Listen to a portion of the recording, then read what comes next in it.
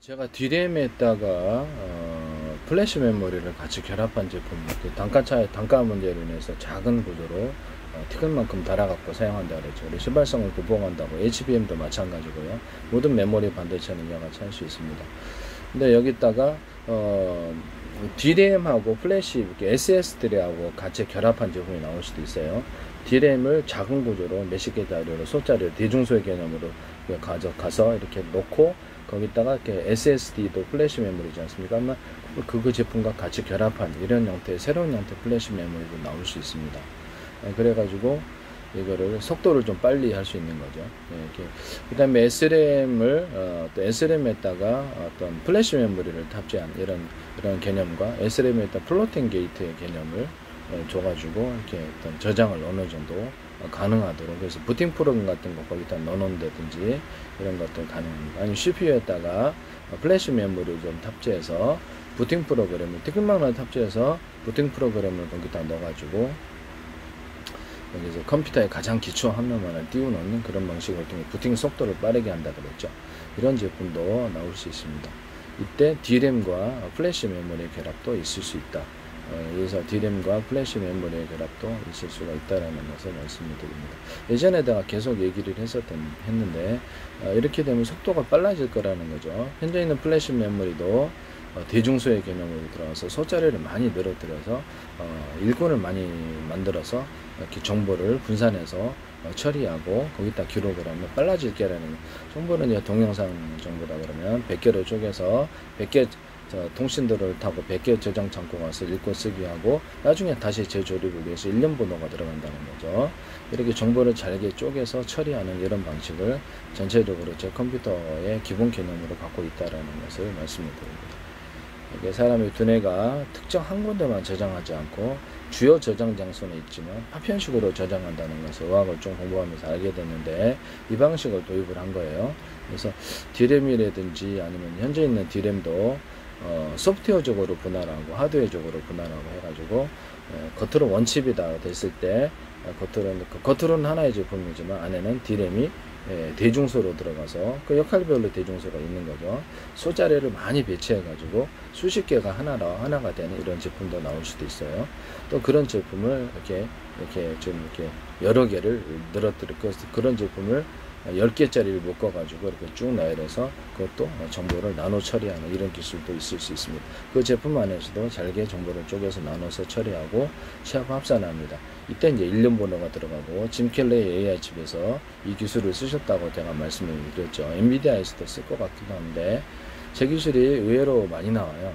그래서 삼성에서도 제 기술이 지금 많이 나오고요. 반도체 얘기에 대해서도 다른 기술도, 저는 이제 반도체 기술만 제공하는 게 아니기 때문에 다른 많은 기술들을 어떤 팬티 하나에 구멍 뚫고도 전 세계에 특화났습니다. 주요한 획기적인 아이디어 하나 갖고 판도를 바꿀 수 있는 게 반도체 시장이고 컴퓨터 시장이고 통신 시장이기 때문에 이 부분은 매우 획기적입니다.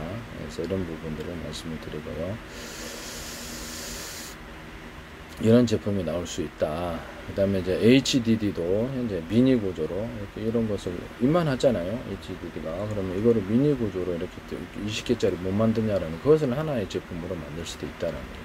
아니면 그래서 몇 개 단위로 5개짜리 묶음으로 해서 그것을 4개로 설치해서 각각 분산해서 정보를 처리해서 하는 속도가 빨라질 거라는 거예요. 거기다가도 일종의 플래시 메모리를 탑재를 하거나 아니면 D램을 탑재한 제품이 나올 수 있다. 그래서 거기다가 이제 정보를 띄워가지고 D램에다 먼저 정보를 띄우고 거기서 시간차를 따라 천천히 전기가 공급되는 한 저장이 될 거니까 D램과 결합한 이렇게 HDD, D램과 결합한 플래시 메모리가 나올 수 있다는, SSD가 나올 수 있어요. 그래서 시간차를 따라 먼저 거기다 떠오르고 띄우고 시간차를 따라 천천히 저장하거나, 아니면 플래시 메모리와 HDD 결합, 플래시 메모리와 SSD 결합. SSD가 플래시의 집합이지만 이것을 따로 플래시 메모리를 둬서 급한 저장을 거기다 먼저 놓고 그다음 시간차를 따라 천천히 SSD나 이렇게 HDD에다가 그래서 다른 저장 장치가 이름이 뭘로 불리든 간에 이 개념을 가지고 있으면 제 기술입니다. 그러니까 100개 회사 내에 100개 컴퓨터가 있다 그러면 그것을 유선이나 무선으로 묶어서 하나의 동영상 정보다 그러면 100개로 쪼개갖고 골고루 분산해서 저장을 한다는 거죠. 동시에 100개에다 동시에 저장을 하고 뭐 연산도 그런 식으로 한다는 거죠. 이렇게 해서 분산해 저장하면 나중에 이제 조립을 위해서 일련 번호나 또는 보안 문제로 인해서 암고식으로 암호를 둘 수 있다라는 암호 설정, 소비자 경향에 따라 그런 방식이에요. 이게 이 개념이 어떤 CPU가 됐든 GPU가 됐든 통신칩이 됐든 전력 반도체, 자동차 반도체 모든 반도체 종류, DDI가 됐든 AP가 됐든 이 개념이 다 들어가요. 그 안에 이제 부품이 뭐가 됐든 간에 전부 다 이 개념은 들어간다. 대중수로 해서 숫자의 숫자를 많이 늘려서 일꾼을 많이 늘려서 일을 할당해서 분산 처리하고 다시 취합 합산한다는 구조를 갖고 있고요. CPU 자체도 대중수로 들어가고 여기 이제 GPU 개념의 병렬 처리 연산에 강한 CPU를 설계를 다시 해서 그 안에서 코어 숫자를 많이 늘리고 이제 이렇게 CPU 안에 CPU나 GPU 안에 코어, 트랜지스터, 카패시터는 이제 카패시터 숫자도 많이 늘린다는 거죠. 이런 개념을 갖습니다. 그래서 대중수로 들어가서 면적에 제한이 있으므로 숫자를 많이 늘려서 일꾼을 많이 만들고 그 안에다가 이제 각각의 CPU에다가 전기를 연결하고 안 쓰는 거는 풀가동할 필요 없이 어프 시켜가지고 어떤 발열 문제를 해결하는 이런 기술을 씁니다. 이건 모든 반도체에서도 이 기술이 다 들어갑니다. 제가 이렇게 건전지를 2차 전지나 1차 전지를 묶어가지고 1차 전지도 가능해요. 그래서 수천 개나 수만 개 묶어가지고 이렇게 큰 전기를 공급할 수 있다고 얘기를 했죠. 1차 전지 묶어가지고 배터리를 공급하는 방식, 12.5V가 됐든 공급하는 방식이나 2차 전지를 묶어가지고 싼 걸로도 돼요. 비싼 거, 싼 거 이렇게 용량이 큰 거, 대중소 이렇게 결합해서 배터리 만드셔도 됩니다.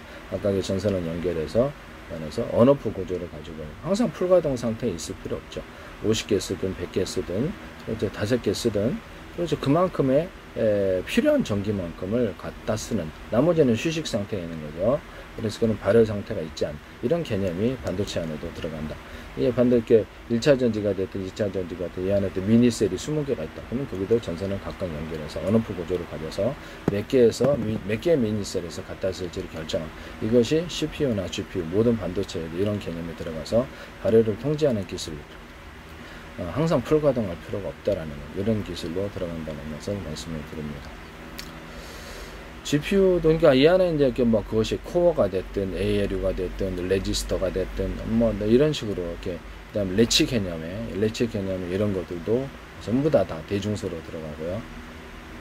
그다음에 트랜지스터, 커패시터도 그 안에 부품이 뭐라 그러든 간에 대중소로 들어가서 숫자를 많이 늘려서 일꾼들을 많이 물려서 정보를 잘게 쪼개서 처리하고 다시 취합 합산하는 기술을 구조를 가진다면 그 반도체의 종류가 뭐가 됐든 간에 그것은 제 기술이다 라는 것입니다.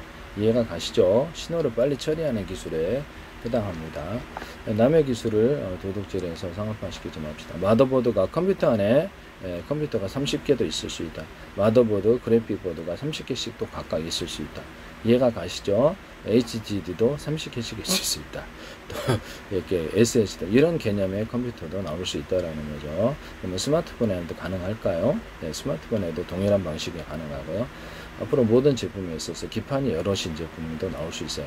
그래서 자동차 같은 거 이렇게 예를 들면 이렇게 움직이다가 주요 어떤 기판이 고장나다 과전화 보내죠. 그러면 비상 어떤 기판 움직일 수 있는 기판으로 연결되어서 비상 기판으로서 작동하는 이런 기술도 만약에 그 차가 망가지지 않았다면 이것도 로봇에도 쓸 수 있고 드론이나 항공기에도 쓸 수 있고 제품에 쓸 수 있어요. 비상 기판의 개념 이런 것도 들어갈 수 있고 뭐 이렇게 창문이 전기차가 안 열린다. 완전히 회로가 망가져. 그러면 이제 그때 주요 전원을 차단시키고 미니 기판 위치로 그 창문만 열 수 있는 그런 것을 열어서 전기도 따로 배터리가 있고 창문을 열거나 아니면 수동으로 떼어가지고 열어서 안에서 타 죽는 것보다 나니까 그런 기술도 제가 쓸 수 있다고 얘기를 했고요. 뭐 가정은 뭐 석유 방식으로 움직이든 전기 방식으로 수소산소로 움직이든 비상연료통이란 개념, 전투기나 뭐도 드론에서도 비상연료통이란 개념을 덧줘서 그것이 피격당해서 문제가 생겼다 군사적으로 그러면 그 비상 배터리를 헬리콥터 안에도 둔다는 거죠. 비상 드럼통을 미니로 둬서 즉시 가동을 할 수 있도록 이런 조치도 있을 수 있다. 그 라인에 폐쇄하고 이런 비상 연료통, 비상 전기 배터리 이런 것들도 있을 수 있다. 이런 개념을 가지시면 제 기술이 되겠습니다. 남의 기술을 도둑질에 성합화시키지 맙시다.